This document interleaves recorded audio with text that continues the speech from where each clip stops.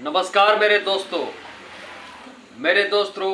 मैं Indranath Prasad, PLV legal aid clinic Mahuadanr, district legal services authority, civil court Latehar, Talsa Latehar. जी हाँ मेरे मित्रों, मैं आपको इस वीडियो में, इस अवेयरनेस वीडियो में आपको जो है कि आज हम जो दिव्यांग लोग हैं उनके क्या अधिकार हैं उन्हीं के बारे में मैं बताने जा रहा हूँ। ये मेरे पास जो आप पैम्पलेट देख रहे हैं ना, बस उसी का एक जो उसी से मैं जो भी बात बोलूँगा इसमें साफ साफ लिखा हुआ है, Jharkhand state legal services authority Jhalsa की आज यही पुकार, विकलांग को मिले समान अधिकार। जी हाँ मेरे मित्रों, यानी जो दिव्यांग लोग हैं उनको वे लोग समान अधिकार के हकदार हैं, ऐसा झालसा का कहना है। तो चलिए इसमें क्या क्या लिखा हुआ है ना। यहाँ पर लिखा हुआ है इसका एक मोटो है, जैसे राष्ट्रीय कानूनी साक्षरता मिशन जो है, नेशनल लीगल लिटरेसी मिशन है ना, नेशनल लीगल लिटरेसी मिशन, उसी की तरफ से फ्रॉम इग्नोरेंस टू एम्पावरमेंट। कैसा लगा? फ्रॉम इग्नोरेंस टू एम्पावरमेंट, है ना। तो चलिए अब इसको शुरू करते हैं। देखिए, जो दिव्यांग लोग हैं है ना, उन लोगों को उनके क्या अधिकार हैं इसी के बारे में आपको हम बता रहे हैं।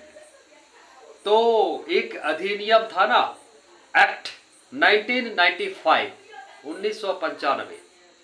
तो उस वो जो अधिनियम है ना, वो जो है कि दिव्यांग व्यक्तियों के लिए बनाया गया था, और इसी अधिनियम में दिव्यांग जो लोग हैं उनको ढेर सारे अधिकार दिए गए हैं। इसी एक्ट में ये बताया गया है।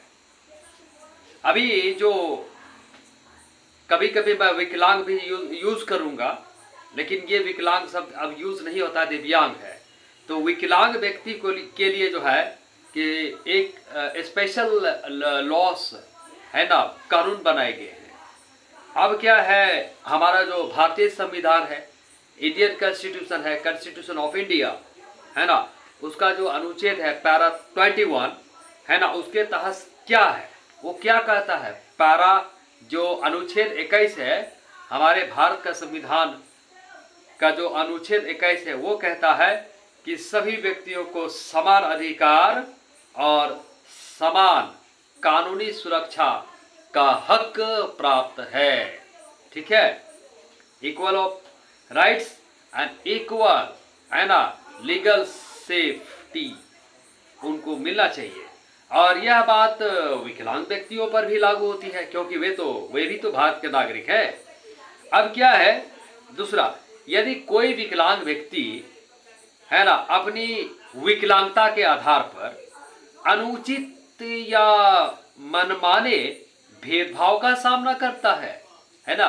बहुत सारे कभी कभी विकलांग को के साथ कुछ लोग जो है कि नहीं करना चाहिए, एकदम गलत है, वो अनुचित व्यवहार कर देते हैं या भेदभाव कर देते हैं मनमाने तरीके से, वो गलत है। और ये जो मामला है अदालत में जा सकता है, इसलिए बच के रहिए, है ना। अब चूंकि संविधान जो है ना सकारात्मक भेदभाव की अनुमति देता है, सकारात्मक, इसलिए विकलांग और गैर विकलांग व्यक्तियों के बीच भेद को मिटाने के लिए विकलांग व्यक्तियों के अधिकार और आरक्षण संबंधी विशेष कानून बनाए जा सकते हैं। ये बात है।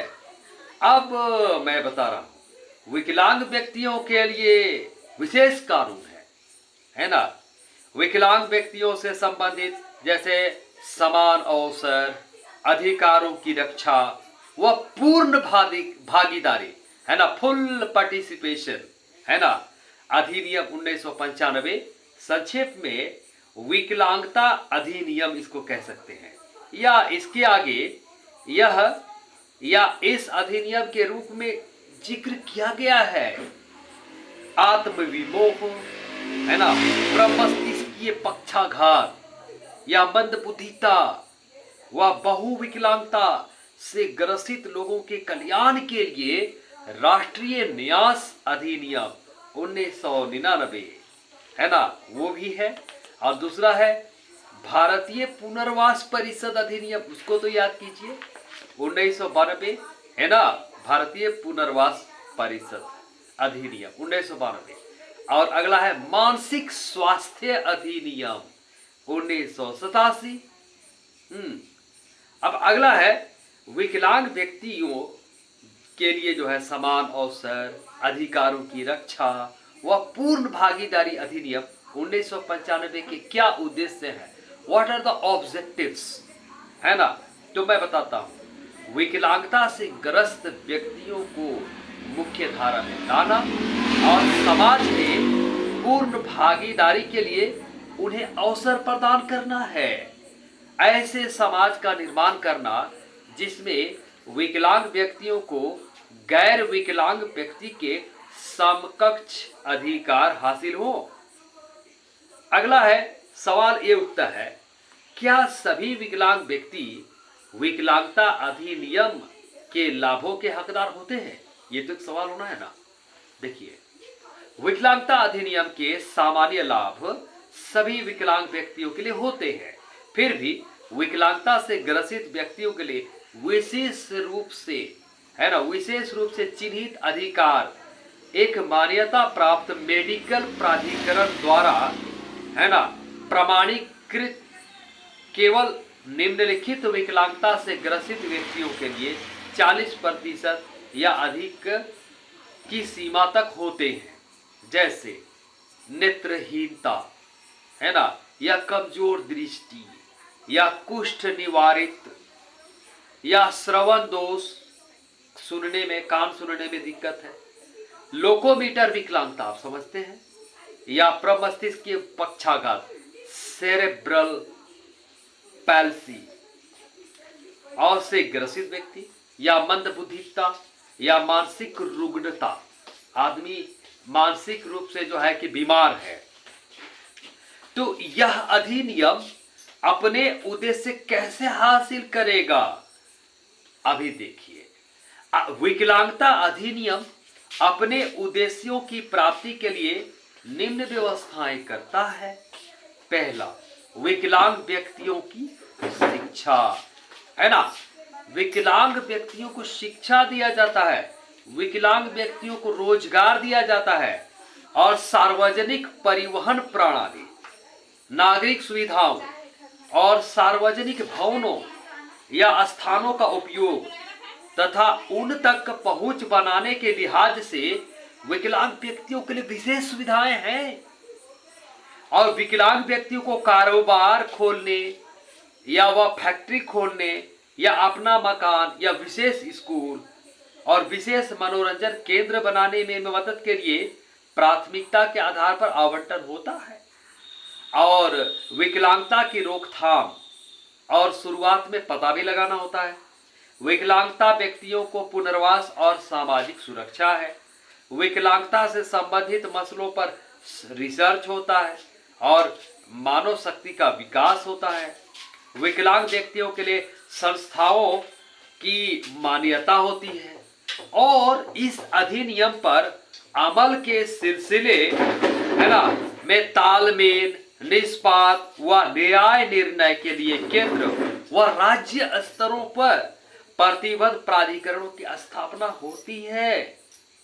अब शुरुआत में ही विकलांगता को रोकने के तरीकों का पता लगाने से पीड़ा काफी कम की जाती है। यदि हम शुरू से ही हम विकलांगता को रोकने के कई तरीके को पता कर लें तो भाई हमें बहुत सहायता मिलती है।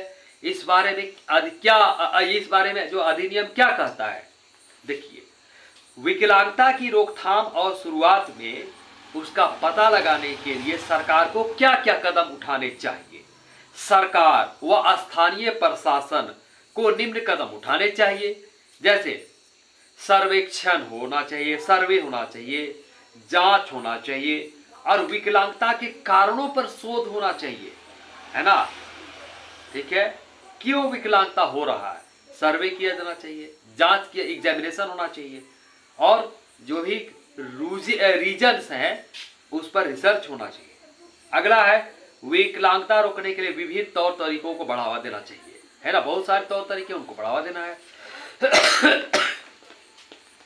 हर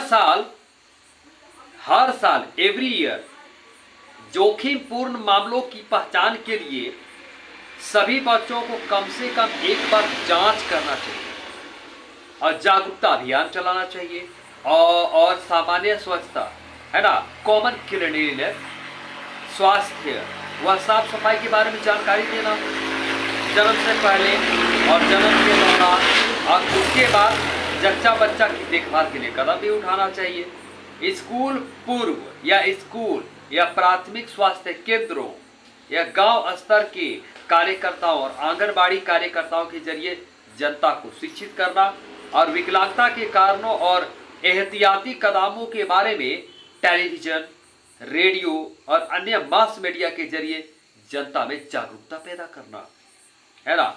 मैं पूरी तरह से योग्य हूं, लेकिन मेरी विकलांगता की वजह से कोई भी मुझे नौकरी नहीं देता, क्या यह अधिनियम मुझे नौकरी पाने में मदद करेगा, ये एक सवाल।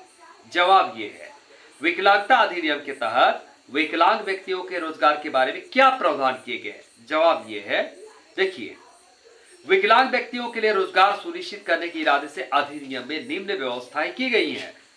पहला, सरकार के हर एक प्रतिष्ठान में, जितना भी गवर्नमेंट का इंस्टीट्यूशन है ना, में पहचान किए गए पदों में 3% रिक्तियां जो है ना विकलांग व्यक्तियों के लिए रिजर्व है, और इनमें 1% हर एक के लिए है।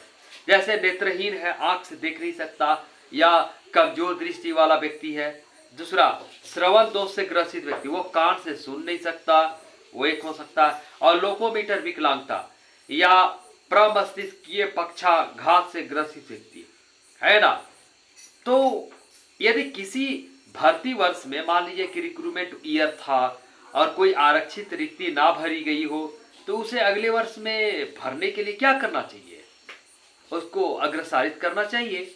और यदि भर्ती वर्ष में रिक्ति ना भरी गई और या आरक्षित रिक्ति के स्वरूप को देखते हुए उसे विकलांगता के निर्दिष्ट वर्ग में ना भरी जा सकती हो, तो तीनों वर्गों में अदला बदली करके भर देना चाहिए।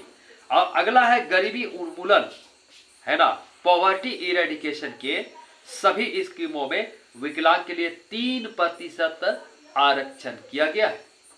असंबद्ध मामलों जैसे ट्रेनिंग हो गया, या फिर अपर एज लिमिट में थोड़ा सा तो ऐसे ढील देना ही होगा, लीनियंट होना होगा। और रोजगार समर्जित करना, स्वास्थ्य और सुरक्षा के उपाय करना। जिन कार्यस्थलों पर असमर्थता वाले लोगों को नियुक्त किया जाता है, तो वहां ऐसा एनवायरनमेंट तैयार करना जो उनके काम करने में रुकावट ना डाले, परियोजनाएं तैयार करें। अगला है, देखिए, यह अधिनियम कार्यस्थल पर जो है विकलांग व्यक्तियों के साथ भेदभाव किस तरह रोकता है। देखिए, अधिनियम इस बात पर जोर देता है कि नियोक्ताओं को चाहिए कि जिन स्थानों पर विकलांग लोगों को नियुक्त किया जाता हो, वहां वे ऐसा वातावरण तैयार करें जो उनके काम करने में रुकावट ना डाले। अधिनियम यह आदेश भी देता है कि किसी भी सरकारी प्रतिष्ठान में कार्यरत विकलांग व्यक्ति को सिर्फ उसकी विकलांगता के आधार पर पद उन्नति से वंचित नहीं किया जा सकता है। उनको प्रमोशन मिलना, अगर वो प्रमोशन के हकदार है तो उनको प्रमोट किया जाएगा। और सरकारी प्रतिष्ठान में कार्यरत कोई भी व्यक्ति जो नौकरी के दौरान विकलांग हो जाए तो क्या, तो उसे बर्खास्त या उसको डिमोट नहीं कर सकते हैं, है ना। यदि विकलांगता के बाद कोई व्यक्ति अपने पद पर कार्य जारी रखने के लिए उपयुक्त नहीं रहता है, तो उसे उसी वेतनमान और सेवा लाभों के साथ किसी उपयुक्त पद पर जो है कि ट्रांसफर किया जा सकता है। और किसी उपयुक्त पद की उपलब्धता विचाराधीन होने पर ऐसे व्यक्ति के लिए अतिरिक्त पद बनाया जाना चाहिए। और क्या यह अधिनियम सार्वजनिक और निजी क्षेत्र में रोजगार का प्रावधान करता है?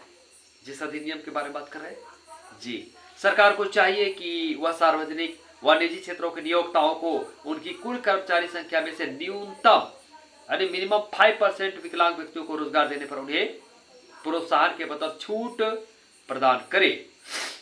अगला है, क्या यह अधिनियम विकलांग व्यक्तियों में उद्यमशीलता या स्वामित्व को बढ़ावा देता है? ये जो अधिनियम है, हाँ, विकलांगता अधिनियम में यह प्रावधान है कि विकलांग लोगों को अपना घर बनाने, कोई व्यवसाय खोलने या फैक्ट्री लगाने या विशेष स्कूल या रिसर्च सेंटर या स्पेशल जो है रिक्रिएशनल सेंटर यानी मनोरंजन केंद्र स्थापित करने के लिए सरकार द्वारा भूमि का अधिमानी प्रेफरेंशियल आवंटन और रियायती तौरों पर करना चाहिए। ठीक है ना। अगला है, क्या विकलांग व्यक्तियों को शिक्षा प्रदान करना और उसे बढ़ावा देना सरकार का दायित्व है? जी हाँ, सरकार का दायित्व है। विकलांग से ग्रसित व्यक्तियों को शिक्षा प्रदान करने के लिए सरकार को क्या कदम उठाने चाहिए? निम्न कदम उठाने चाहिए। 18 साल की उम्र तक अनुकूल माहौल में हर एक विकलांग व्यक्ति के लिए निःशुल्क यानी फ्री एजुकेशन जो है एंश्योर करना चाहिए, सुनिश्चित करना चाहिए। और मुख्य धारा की स्कूलों में, है ना, विकलांग छात्रों के समाकलन इंटीग्रेशन को बढ़ावा देना चाहिए। वो सामान्य बच्चों के साथ भी पढ़ाई कर सकते हैं। और विशेष शिक्षा के जरूरतमंदों के लिए सरकार जो है कि सरकार व निजी क्षेत्रों में विशेष स्कूलों की स्थापना को बढ़ावा देना चाहिए। जैसे ब्लाइंड स्कूल होता है, वो भी उसी के अंतर्गत आता है। इन स्कूलों को व्यावसायिक व जो ट्रेनिंग जो भी सुविधाओं से इसको क्या करना चाहिए, इक्विप करना चाहिए, लैस करना चाहिए। और यह सुनिश्चित करना कि देश के किसी भी भाग में रहने वाले विकलांग छात्रों के ऐसी स्कूलों तक पहुंच हो सके। अभी क्या है ना, जैसे हम इंफ्रास्ट्रक्चर की बात करते हैं, ढांचागत और अन्य मदद के लिए योजनाएं घोषित की जाए।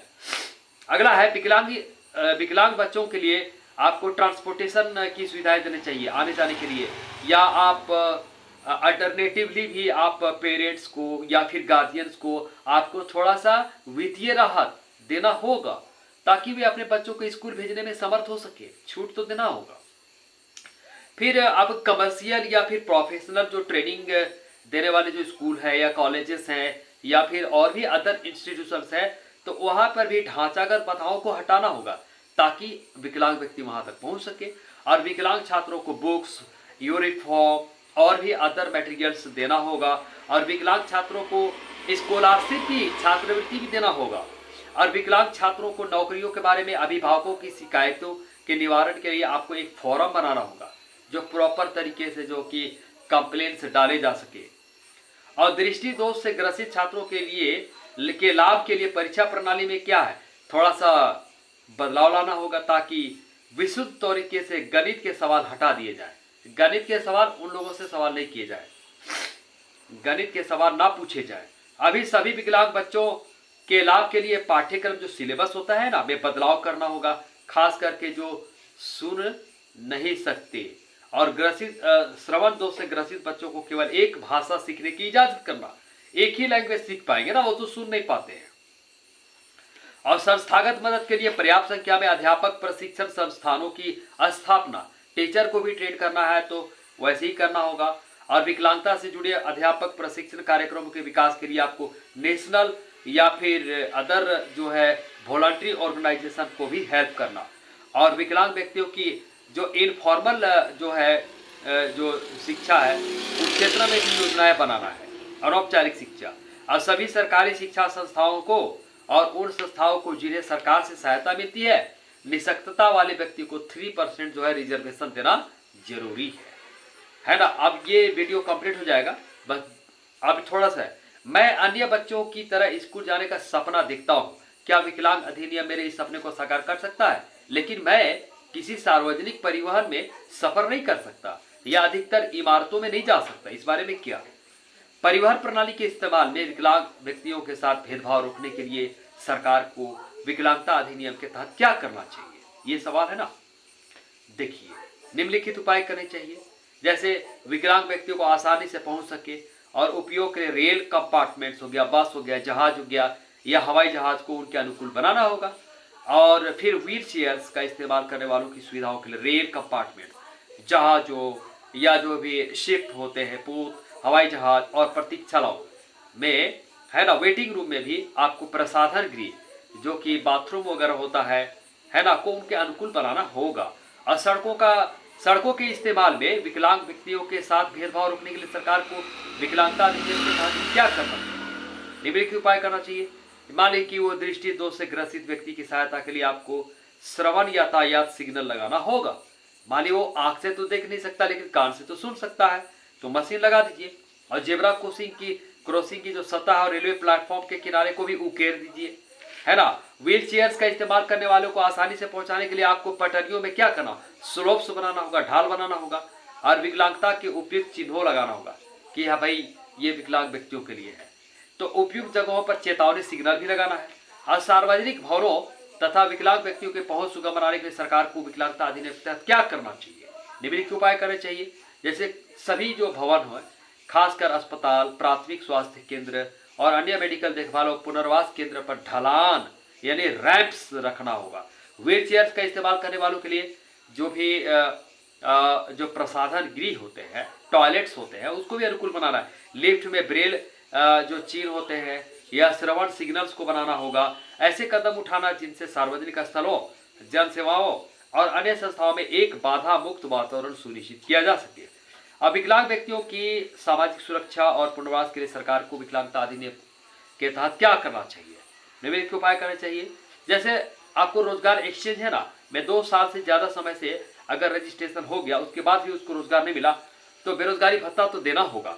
और अपने विकलांग कर्मचारियों के लिए बीमा योजना और सुरक्षा योजना बनाकर अधिसूचना जारी करना होगा।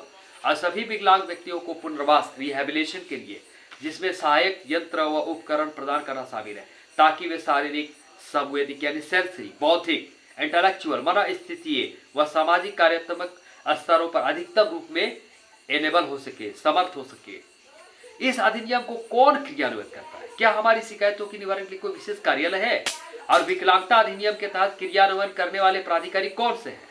तो देखिए, जैसे आपको मुख्य आयुक्त केंद्रीय स्तर पर और राज्य आयुक्त भी, फिर केंद्रीय व राज्य तालमेल समितियां और केंद्रीय व राज्य कार्यपालक समितियां बनी गई है।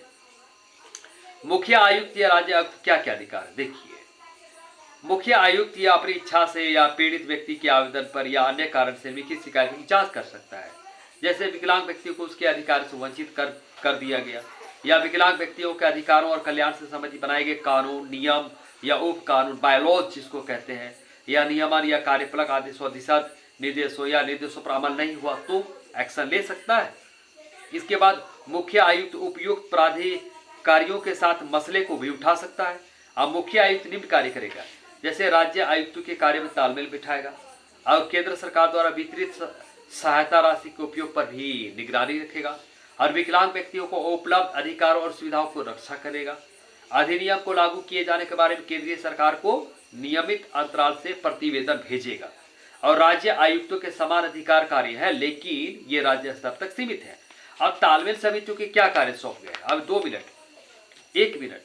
केंद्रीय और राज्य तालमेल समितियों को क्रमशः केंद्रीय व राज्य स्तर पर सभी सरकारी व गैर सरकारी संगठन एनजीओ की गतिविधियों की समीक्षा, तालमेल बिठाना, साथ ही विकलांगता से संबंधित नीतियों, कार्यक्रमों, कानूनों और परियोजनाओं का प्रतिपादन करना, उन्हें विकलांग व्यक्तियों को समानता व पूर्ण भागीदारी हासिल करने की इरादे से बनाई गई नीतियों व कार्यक्रमों के प्रभाव तथा सरकार द्वारा बताए गए ऐसे कार्यों की निगरानी और मूल्यांकन करना चाहिए।